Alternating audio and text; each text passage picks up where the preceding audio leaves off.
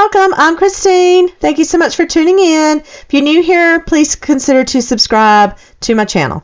So I found these oyster shells on a recent adventure to the beach, and free items are always good, you guys, but we are going to make over these. They're going to be so dang cute. So I'm just using some small scraps of some decoupage paper. That's from Decoupage Central, and some transfers, and those are from Amazon, and even one little sheet is from the Dollar Tree. So you don't have to spend a ton of money. You can certainly get things from the Dollar Tree. Mine are usually, locally, they're usually kind of limited in what they have, but I did find some cute ones a few months ago, I guess. So I'm going to take my drill, and you just see I drill a hole in the top of each one of those, and that's so these can hang. They're going to be kind of hard to use as little shelf sitters or in a little vignette sitting up. You can, but they're just going to be hard to see. So I figure hanging them maybe from one of those suction hooks from a window or something would be beautiful. I'm going to take my chalk paint, and that's just a white. Any white will do. And that's mainly because I want to get rid of all that veining and that deep color inside of the shell. And because I'm doing the decoupage paper, it really makes your decoupage paper pop whenever you use a white background. So I'm just going to paint all of them white inside. And I did not do the little tops where the holes were at. I did not do up there on most of them. And I just did the back. I'm going to leave the front of these shells, or the outside of these shells. Let's say that. The outside of these shells, I'm going to leave them natural because the coloring is gorgeous.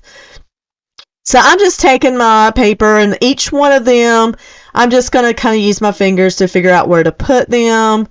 I just kind of made a pattern here and kind of cut it down to size.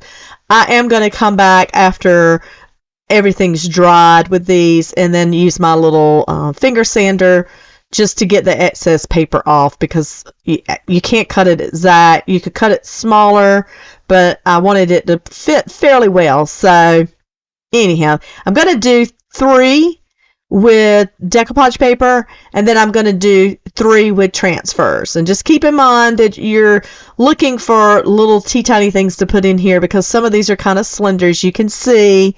But I always save all my little scraps, and most of the time when you get transfers, you're going to have some teeny flowers or something. So this is a great project to use those small items up on. So when I'm doing my decoupage paper, of course, I'm going to lay down my medium. And this time I'm just using Mod Podge because it's a small surface and I'm not going to be that picky. It did do some creasing on me just because it's not a completely even surface. What I did was take my scissors and then, or either take my fingers and just kind of work that out. Some of the decoupage paper I did cut a little slit just to kind of overlay it, make it lay down a little bit better. And also with the transfers, I did have to cut a couple slits and some for them to lay down as well. Y'all, look at this paper. It's so pretty. This is a individual that has this woman-based company. I ordered it online from Amazon. And her company is called Timeless Designs. So I just thought this lavender is gorgeous. So I'm going to use a piece of it. The piece I really wanted to use, you can see I'm measuring here. It wouldn't fit, so I had to go with a little smaller bunch. That's fine. I wanted most of the bunch on there, so that's why I'm going with the smaller one, and the smaller one held all of it.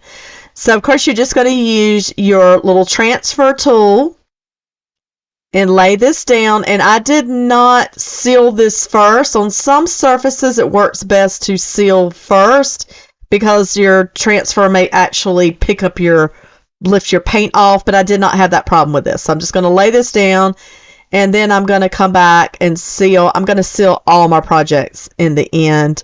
I did do a layer on top with the decoupage as well, of course. And then I even not decoupage, y'all, with the Mod Podge. And I even used a layer of Mod Podge on all of these oyster shells on the outside edge. And I'm doing that mainly because oyster shells they feel really tough, but they can break easily on the points, and I thought that would just be a good way to help protect them. And you can see me here. I'm just taking my little finger sander and going around the edges and just taking that, just smooths out your edges there, takes that excess off really well, and you can just peel that off. So like I said, I'm just going to seal them all, and then I'm going to come in with some, like a natural twine. I don't know if you would consider this. This is not, I would say this is sisal twine. And the reason why I picked that over a jute twine, to me it just looks more earthy, more organic. So I'm using that. You could use ribbon if you wanted to, whatever you wanted to hang with. But like I said, I just think to me this just looks more coastal, more organic. So this is what I chose. Just simply put that in there. I put them at different lengths and just tied a simple knot. And then you'll see the finished projects. Let me know what you guys think. Again, can't pass up free projects. And this is a great way to repurpose items that would be, you know, just left out always for nothing. So there you go. I appreciate you guys so much. Thank you.